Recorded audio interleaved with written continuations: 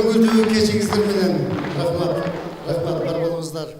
Бүгүн кандайдыр бир майрам, гүл күнүнүн майрамы башталып атат десем туура болот. Себеби элдер жакшы көрүп, сүйүп көргөн ар бир айдын алтысы деген долбоор бир топ жыл токтоп калып, бул кайра башталып атат. Максатыбыз элде көбүрөөк күлкү болсун. Коомдогу кээ бир нерселерди сындап сахнага алып чыгып айтып турайлык. Элеми бийлик ошого карап оңолсун, түзөлсүн деген оюбуз бар. Бир гана нерсе, бир гана жаман нерсе, билеттин кымбат болуп атканы. Сиздер билет алган 500 сом билет азыр 300 сом болуш керек. 300 сом болуш керек. Бирок президент айтып аткан коррупциялык ар кандай схемалардын аркасынан бул билеттин баасы орду жок эле кымбаттап атат. Мен бүгүн ушу жөнүндө айтайын деп атам. Мүмкүн телевидение аркылуу эртең президент угуп калса, айтпадыбы коррупционердин атын айткыла деп. Мен бүгүн айтайын деп атам. Кийинки айда ар бир айдын алтысы болсо, демек биз чогуу коррупцияны жеңген болобуз. Эгер жаптырып койсо, биз баарыбыз жеңилген болобуз, туурабы? Ошон үчүн бул концерт деген кандай нерсе? Эмне менен башталат? Билетти алып барып, налоговыйга алып барып, каттоодон өткөзөйүн десең, сүйлөшпөйлүбү дейт. А кандай сүйлөшөбүз десең, сүйлөшсөк 15 000 сомго каттап беребиз, сүйлөшпөсөк 25 000 сом болот дейт. Кандай кылып түшүнүш керек? Залды келип аренда алайлык десек, сүйлөшпөйлүбү дейт. Мен түшүнбөйм. 40 жылдан бери ушул сахнада жүрүп келатам. 40 жылдан бери эч нерсе өзгөргөн жок. Бирок арендабыз кымбаттап эле кетип баратат. Ошол кымбаттаган нерсенин бардыгы сиздердин чөнтөгүңүздөргө билеттин баасы болуп кирип атат. Туурабы? Эгерде 40 000ге аренда төлөсөк, бул залга биз охрана алышыбыз керек экен дагы. 5 000 сомго же сүйлөшпөйлүбү дейт. Бүгүн мен охрана алган жокмун. Акчасын төлөбөйм дедим. Бу жердегилер айтты, Рахман ака, эгер бирдеме чипи боло турган болсо, сиз жооп бересиз деди. Мен макул дедим. Коррупция менен күрөшөбүз деп концерттин атын койдум. Ар бир айдын алтысы коррупционерлердин камчысы.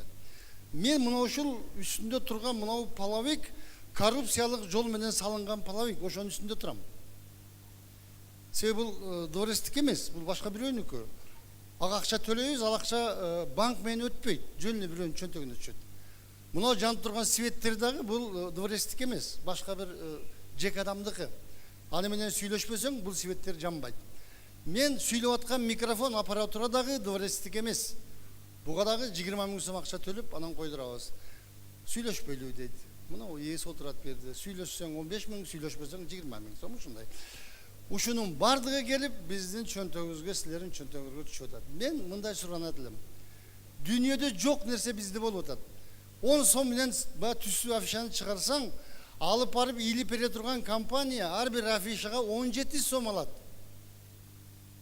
Мында дүйнөдө жок. 10 сом менен жасалган афишаны 17 сом менен илип берет.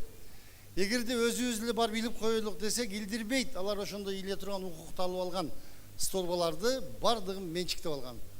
Мына ошондой компания бар. Демек биз коррупция менен күрөшүү деген нерсе мына ушул жерден баштасак деп атам, туугандар. Келиңиздер, бул өтө татаал нерсе болуп кетти. Эгер ушунун бардыгына бийлик көңүл бөлсө, кийинки айдан билетиңерди 300 сом саттырам болобу? Келиңиздер ошондой.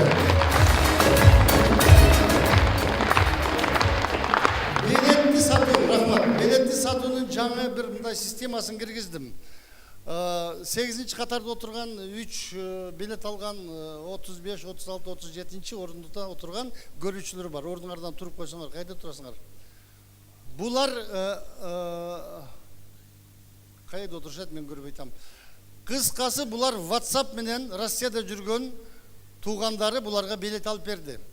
Мен ошондой нерсени киргизип койдум. Азыр үйдөн отуруп эле билет алсаңыздар болот. Буларга белек катары берип койду. Келиңиздер, убара болуп келип, сиздердин убактыңыздарды алып, билет алып кетип, кайра келип жүрбөй эле, жөн эле WhatsApp менен билет алсаңыздар болот. Жакшы нерсе болуп турбу? егер сіздер ушуга катышып колдоп турсаңыздар, концерттин баасын барган сайын арзандатып турам. Кийинки айда 300 сом болсо, андан кийинки айда 200 сом. Андан кийин 100 сомго түшүрөм. Кандай болот? Болобу?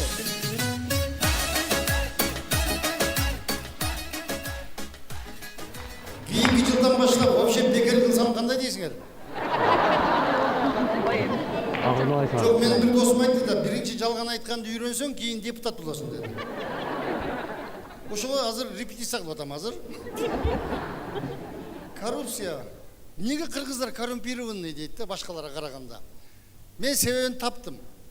Себеби биз мындай экенбиз да, бала төрөлүп, жарык дүйнөгө келип көзүн ачкан деле биринчи көргөнү акча экен. Жана врачка берип аткан акчаны көрөт экен да, балачы тааныйт экен акчаны, ушул акча окшойт деп. Анан чүргөккө уруп, үйгө алып барган деле достор, туугандар келип көрүмдүк деп туруп, жана баланын муну жердин акчаларын мындай кыстарып башташат экен. Ал бала дүйнөнү көрөйүн, бир кандай жарыктык экен деп көзүн улам немесе болбой эле акча менен тосо берип, анан ойлоп калат экен, ушундай кагаздан көбүрөөк чогултуш керек экен.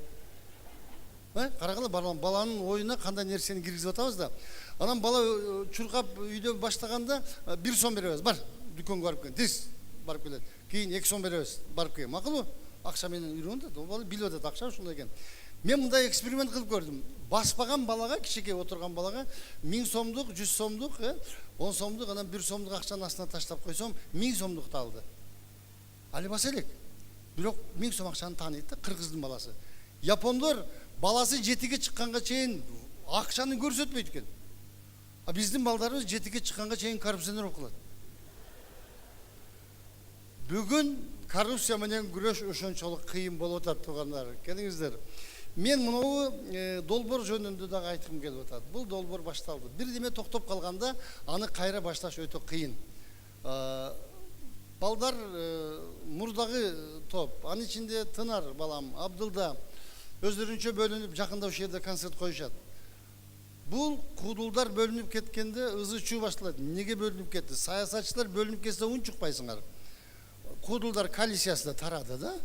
Бул бөлүнүүдөн эл гана утат. Себеби дегенде атаңдашуу болгондо программалар жакшы болуп, мына ошол жерде жакшы концерт коелу деген ой болот. Силер гана утасыңар.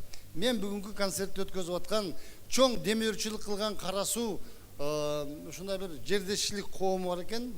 Мен да ошону кече жакында билдим. Бир чоң ыраазычылык билдирип коеюн. Ошолордун чоң спонсордук жардамы менен мына концертти уюштуруп өткөзүп атабыз. Чоң рахмат Кара Суу коомуна. Рахмат. Эми бул концертте мен ушул боюнча катышпайм. Балдар сиздерге ушул программаны сунуш кылат. Жакшылап баалаңыздар. Жакпаса, жакпады деп эле айткыла. Силер жакпады деп айткан укугуңар бар. Эгер жакса, чындап эле жакты дегиле. Бул балдар Кудай буйруса келечекте ошондой бийик деңгээлдеги куудулдар болот деп мен ишенемин. Ошондой аракеттер бар. Кудай буйруса уучубуз кур эмес. Көбүрөөк балдар чыкса менимче жаман болбойт. Макулбу? Аны эмесе келиңиздер, кайрадан концертти улайлык, сиздердин кол чабыңыздар менен сахнада жаңы куудулдар.